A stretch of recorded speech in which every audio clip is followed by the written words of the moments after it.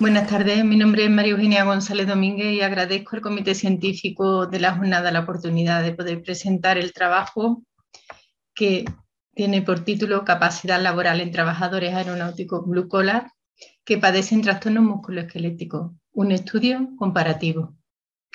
Según un análisis reciente de los datos relativos a la carga mundial de morbilidad, aproximadamente 1.710 millones de personas en todo el mundo tienen trastornos musculoesqueléticos. Aunque la prevalencia de estos trastornos varía según la edad y el diagnóstico, estos afectan a las personas de todas las edades en todo el mundo. Los trastornos musculoesqueléticos son también los que más contribuyen a los años vividos con discapacidad, ya que representan y equivalen casi al 17% de todos los años vividos con discapacidad a nivel mundial. La discapacidad asociada a estos trastornos está incrementándose y este aumento se prevé que continúe incrementándose en los próximos decenios. En el ámbito laboral, tendríamos que tener en cuenta o podríamos definir lo que significa la capacidad laboral. La capacidad laboral, según el doctor Juhani Ilmarinen, se define como el potencial de una persona de realizar una determinada tarea en un tiempo determinado. El desarrollo de la capacidad funcional individual debe ser acorde a las exigencias del puesto de trabajo que realiza. El instrumento más utilizado en el campo de la salud laboral, tanto en la práctica clínica como en la investigación, es el índice de capacidad de trabajo o Work Ability Index. Este instrumento fue desarrollado allá por el año 1981 por el Instituto Finlandés de Salud Ocupacional en Helsinki y es útil para medir la capacidad laboral y evaluar las acciones que podemos mantener, promover, fortalecer, tanto los recursos de la persona como el desarrollo del trabajo y de su entorno. Puede ser utilizado este instrumento como una herramienta para valorar una vigilancia de la salud colectiva de los trabajadores. Y se basa principalmente en la percepción del propio trabajador que tiene el propio trabajador sobre su desempeño del trabajo, atendiendo a la exigencia del trabajo, su salud individual y sus recursos mentales, comparando el balance entre los recursos personales y las demandas del trabajo. El índice se determina en base a una serie de respuestas y a una serie de respuestas que se dan a una serie de preguntas que tienen en cuenta tanto los requerimientos del trabajo y el estado y recursos de la salud del trabajador. Por tanto, es una herramienta de autoevaluación que analiza si es previsible una inminente reducción de su capacidad laboral y qué medidas son necesarias adoptar con el fin de promover la salud de estos trabajadores. Este índice se ha mostrado válido en lo relativo a la predictibilidad con relación a la incapacidad laboral, la calidad de vida después de la jubilación, la mortalidad y la reintegración laboral positiva. Es un cuestionario, por tanto, subjetivo, que es completado por el trabajador y que está compuesto por 7 dimensiones y con un total de 11 preguntas, tal y como hemos comentado. Y permite clasificar a los trabajadores en 4 categorías de más a menos capacidad laboral percibida. El objetivo de nuestro estudio ha sido el comparar diferentes aspectos de la capacidad laboral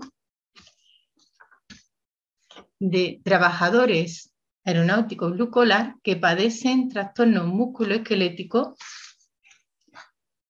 respecto a aquellos que no lo padecen.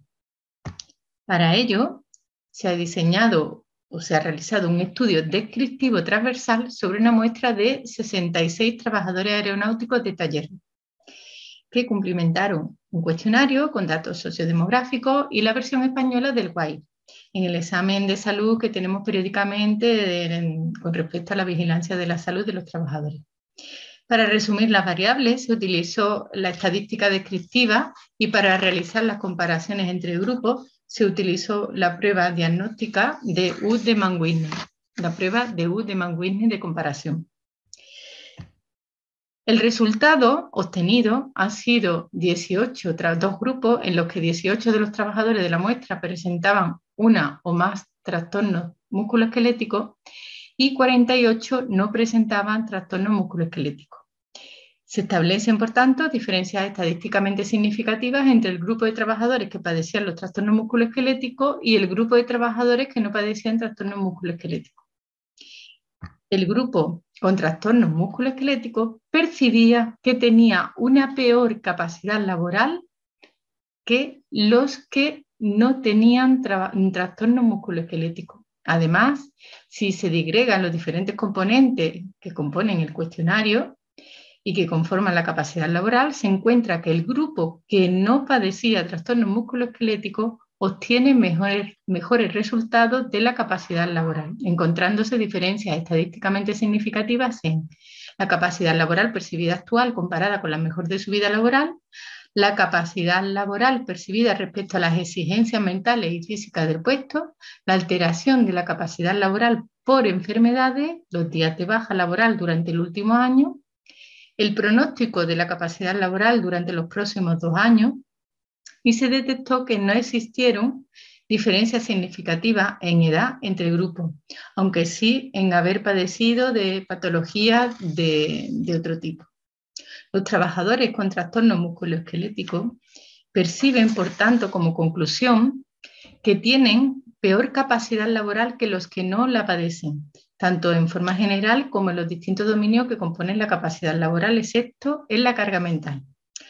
No se detectaron diferencias significativas entre grupos en la edad.